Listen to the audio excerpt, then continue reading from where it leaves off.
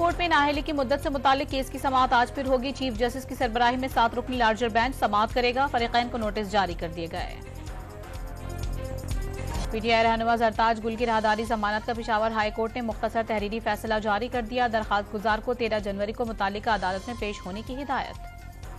People's party ने बिलावल भुट्टो को वजीर आजम का उम्मीदवार नामजद कर दिया। आसिफ अली जरदारी ने बेटे का नाम तजवीज किया। बिलावल भुट्टो ने नवाज शरीफ और बानी पीटीआई का इलेक्शन लड़ना गैर कानूनी होने का दावा कर दिया।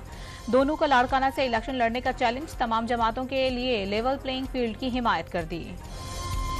तहरीक इंसाफ से बल्ला फिर छिन गया। पेशावर हाई कोर्ट में इलेक्शन कमीशन की नजरसानी अपील मंजूर, हुक्म इम्तना खत्म। इंट्रा पार्टी इंतखाबात से मुतालिक 22 दिसंबर का फैसला बहाल।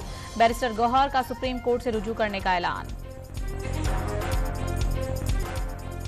एमक्यूएम पाकिस्तान ने कौमी के 8 और सिंध असेंबली के 1 हल्के के लिए उम्मीदवारों के नाम फाइनल कर लिए। खालिद मकबूल सिद्दीकी, फारूक सत्तार और अमीनुल हक कौमी असेंबली की नशिस्तों पर मैदान में उतरेंगे। जावेद हनीफ सिंध असेंबली की सीट पर उम्मीदवार होंगे। कराची में आज बूंदाबांदी और हल्की बारिश की पेशगोई। ठंडी हवाएं चलने से शहर कायद में मौसम सर्द हो गया। मगरिबी हवाओं का सिलसिला आज बलोचिस्तान में दाखिल होगा। बेशतर शहरों में बारिश और पहाड़ों पर बर्फबारी का इम्कान। पंजाब, सिंध और खैबर पख्तूनख्वा में शदीद धुंध के डेरे। हद निगाह से फर होने से सामने की चीजें धुंधला गईं। मुख्तलिफ मकामात पर मोटरवेज को बंद कर दिया गया। फ्लाइट ऑपरेशन और ट्रेनों की आमदोरफ्त मुतासर। इसराइली फौज की खान यूनिस पर बमबारी, मजीद 20 फलस्तीनी शहीद। 24 घंटे में 128 फलस्तीनी इसराइली दहशतगर्दी की भेंट चढ़ गए। सहूनी फौज की लेबनान पर बमबारी, हिजबुल्लाह के 8 मुजाहिदीन शहीद। इसराइल ने बड़ा हमला किया तो महदूद जंग का दायरा खत्म हो जाएगा। हसन नसरुल्लाह का इंतबाह।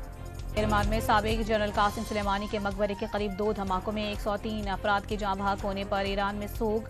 तमाम तकरीबात मनसूख कर दी गईं। ईरानी सुप्रीम लीडर आयतुल्लाह खामनई का धमाके के जिम्मेदारों को कड़ा जवाब देने का ऐलान।